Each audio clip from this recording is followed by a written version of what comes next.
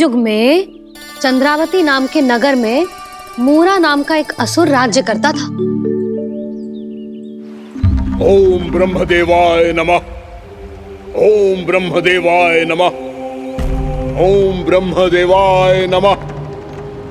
ओम ब्रह्मदेवाय नमः।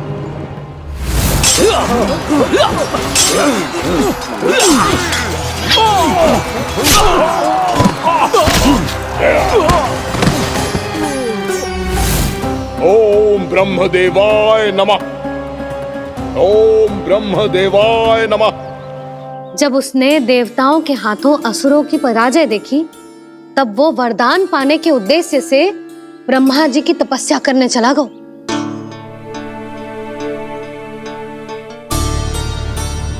शीघ्र ही मूरा की तपस्या सफल हो गई और ब्रह्मदेव जी उससे प्रसन्न हो गए। ओम ब्रह्मदेवाय नमः।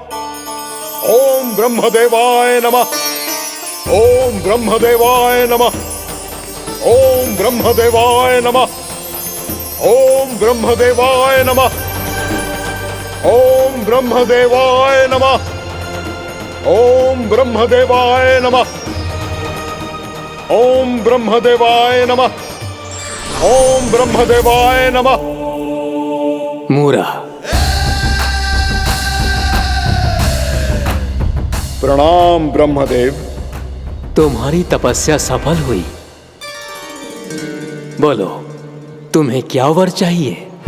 सृष्टि के रचयिता ब्रह्मदेव, कृपया मुझे ऐसा वरदान दीजिए जिसकी सहायता से मैं त्रिलोकी विजयी बन जाऊं और कोई देवता मुझे पराजित ना कर सके।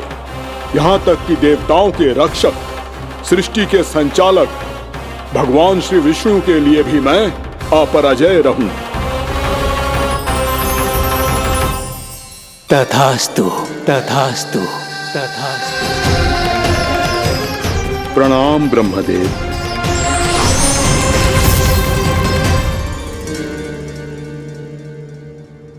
ऐसा वरदान पाकर मूरा बहुत अभिमानी होगा। यक्षों, किन्नरों, यहाँ तक कि देवताओं को भी युद्ध के लिए ललकारने लगो, पर किसी ने भी उसकी ललकार को स्वीकार ना करो,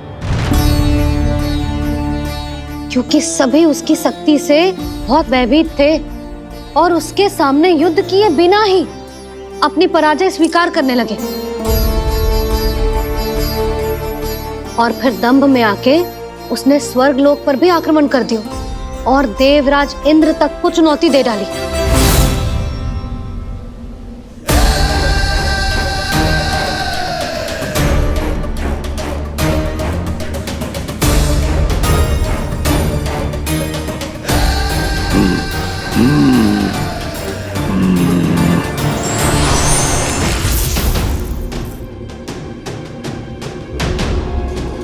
मैं प्रतीक्षा कर रहा हूं देवराज। क्या उत्तर है तुम्हारा?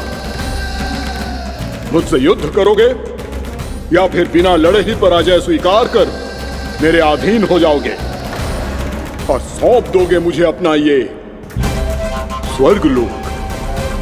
सारी शक्ति तुम्हारे मुख में है या कुछ बाहुबल भी है तुम्हारे पास?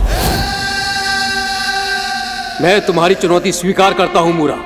मैं तुम्हारी चुनौती स्वीकार करता हूं मूरा।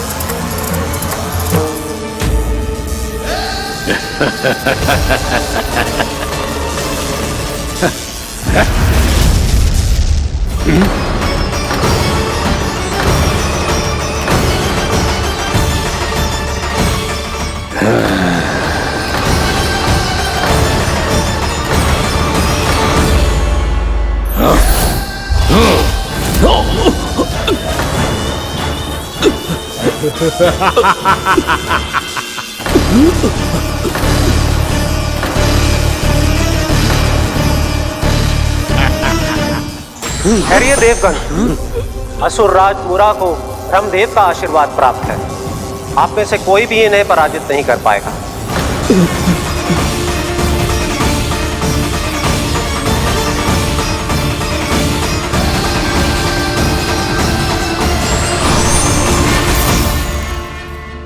एक अवसर और देता हूं देवराज, युद्ध या अधीनता, क्या उत्तर है तुम्हारा देवराज?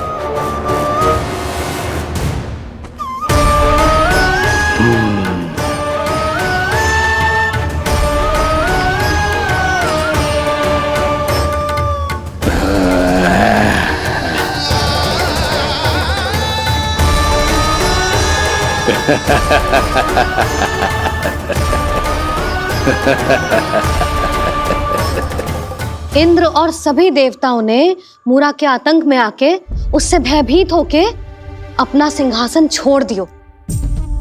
अब मूरा स्वर्ग का अधिपति बन गयो और शीघ्र ही उसने अन्य सभी असुरों को स्वर्ग में निवास करने के लिए आमंत्रित कर दियो। और इस प्रकार से वो धीरे धीरे तीनों लोकों का सम्राट बन गयो। उसे किसी ने रोका नहीं मैया? ना लल्ला, इतना साहस किसी में था ही ना। और फिर ये निश्चित करने के लिए कि भविष्य में किसी और असुर की मृत्यु ना हो, वो यमराज पे भी विजय प्राप्त करने के लिए यमलोक की ओर प्रस्थान कर दियो। वो तो अपने आप को और सभी असुरों को अमर बनाना चाहता था। पर देवता और यमराज भी उसकी ये योजना समझ गए थे। इसीलिए उसके आने से पहले ही सारे देवताओं ने श्री नारायण से सहायता के लिए गुहार लगाई। अब केवल आप ही कुछ कर सकते हैं प्रभु।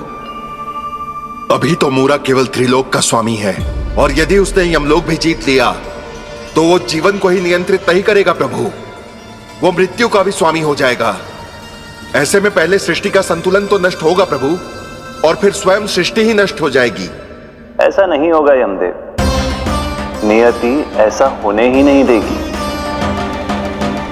विधि रचेगी खेल और मैं बनूंगा माध्यम। असुर राज मुरा का सामना मैं करूंगा।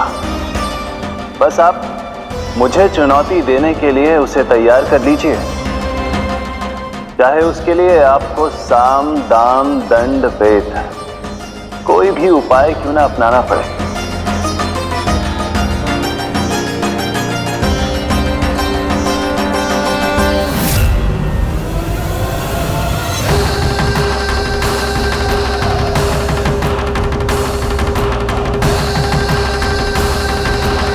आप तो मेरी प्रतीक्षा में पहले से ही खड़े हैं यमदेव।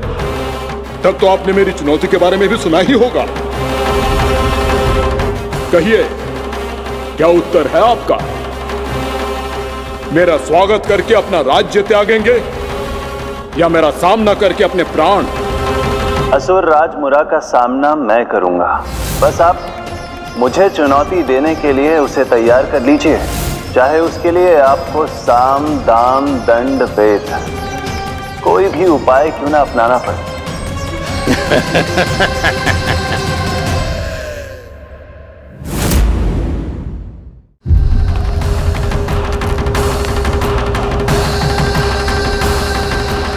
आप तो मेरी प्रतीक्षा में पहले से ही खड़े हैं यमदेव।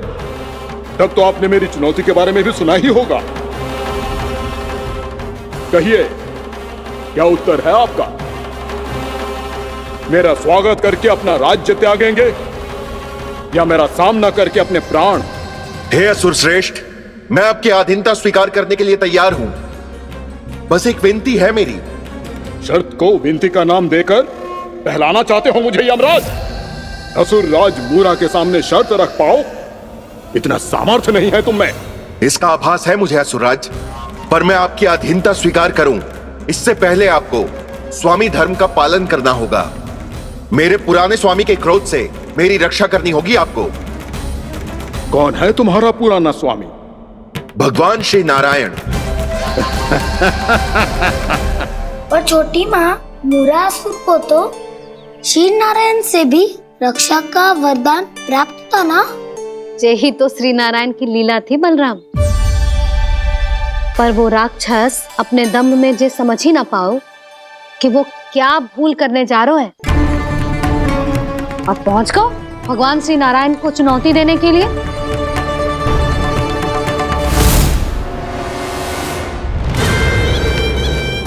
वहीं ठहर जाओ असुर राज मुरा।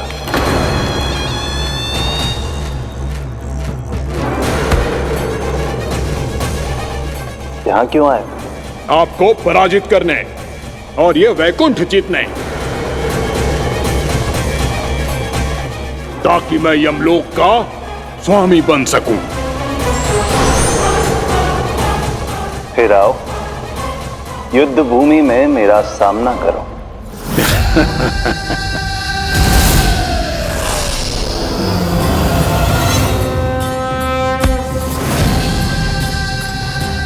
ये नहीं जानते कि इनसे ना हारने का वरदान तो मैं पहले ही प्राप्त कर चुका हूं, इसलिए युद्ध ठीक से आरंभ हो पाए उससे पहले ही इन्हें जीत लूंगा मैं।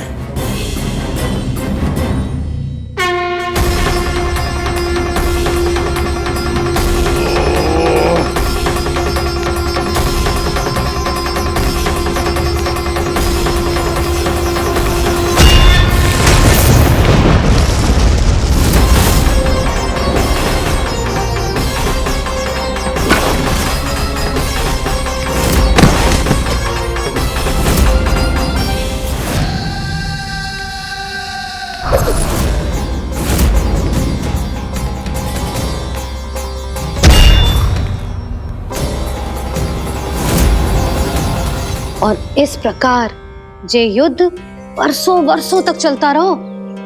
दोनों योद्धा पूरे ब्रह्मांड में अनेक अस्त्रों शस्त्रों के साथ युद्ध करते रहे।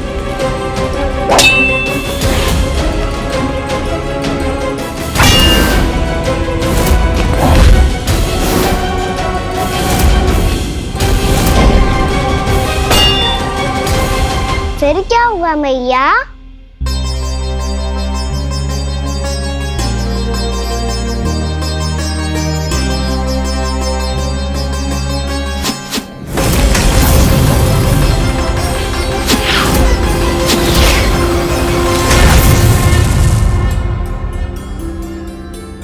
उस युद्ध को कभी समाप्त हुआ हो, पर कैसे? शीघ्र ही वो राक्षस थक गौ लल्ला।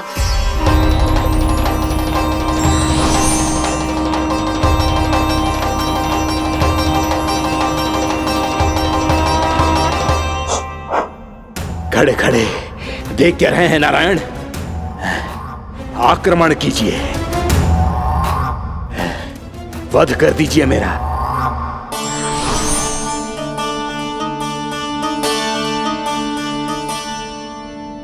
मैं तुम्हारी वीरता से प्रभावित हूं, इसीलिए इतनी थकान की स्थिति में मैं तुम जैसे वीर पर आक्रमण नहीं करूंगा। जाओ विश्राम करो। यदि फिर से युद्ध करने की इच्छा हो तो तुम्हारा स्वागत होगा।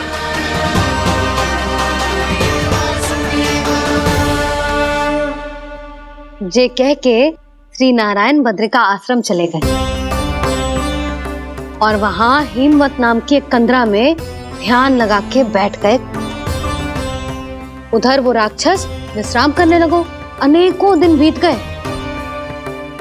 और अब वो राक्षस मूरा फिर से स्वस्थ होके बलवान हो गया था। उसने अपनी सारी शक्ति फिर से प्राप्त कर ली थी। श्री नारायण ने उस पर दया करी थी, पर वो फिर से श्री नारायण को छलने को तैयार होगा।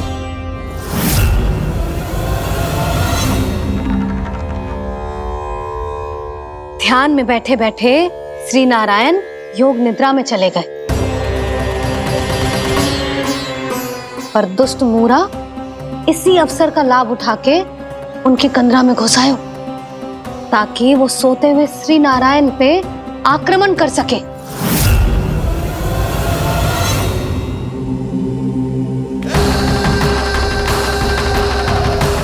आज इस लंबे युद्ध को जीतकर अपने इस अंतिम शत्रु का भी अंत कर दूंगा मैं।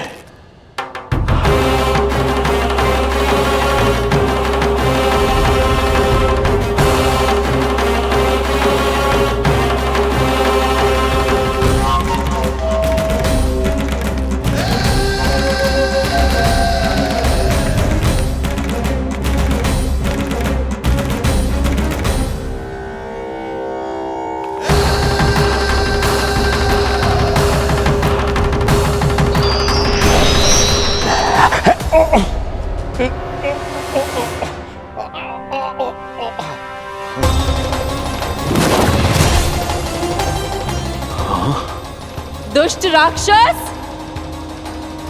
प्रभु ने तुझ पर दया की, तुझे संभलने का अवसर दिया। तू इन्हीं पर ही छल से वार करने चला है।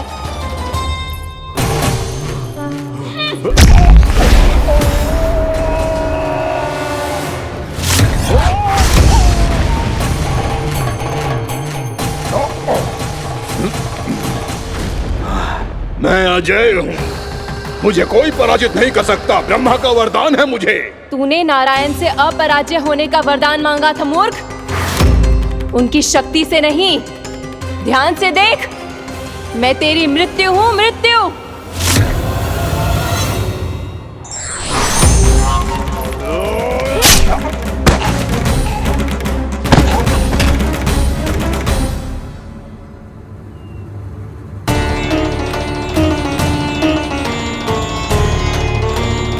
वो देवी कौन थी छोटी माँ? और कौन बलराम, वही तो थी देवी एकादशी।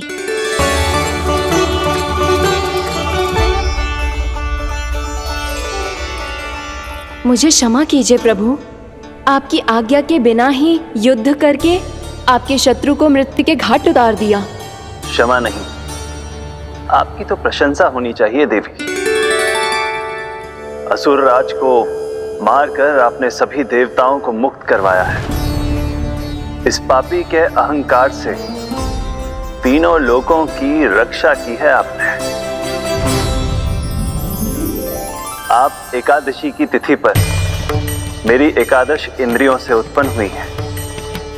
इसीलिए मेरे सभी भक्त आपको उत्पन्न एकादशी के नाम से जानेंगे।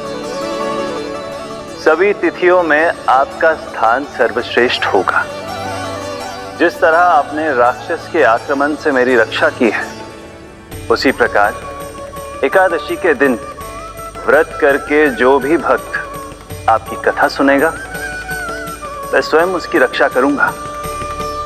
जो आपकी पूजा करेगा उसे मेरी विशेष कृपा प्राप्त होगी और उसके साथ साथ उसे मिलेगा धन, सिद्धि और मोक्ष।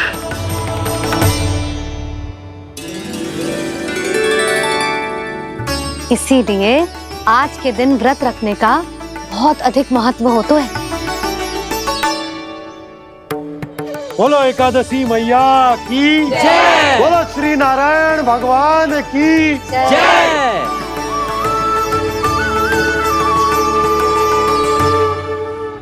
प्रभु की कृपा से एकादशी का महत्व भी पता चल गो और मेरा व्रत भी सफल होगा। अब भी नहीं भूला राम, एकादशी का व्रत पूरी तरह तभी सफल होता है जब द्वादशी के दिन उसे पूरा किया जाता है।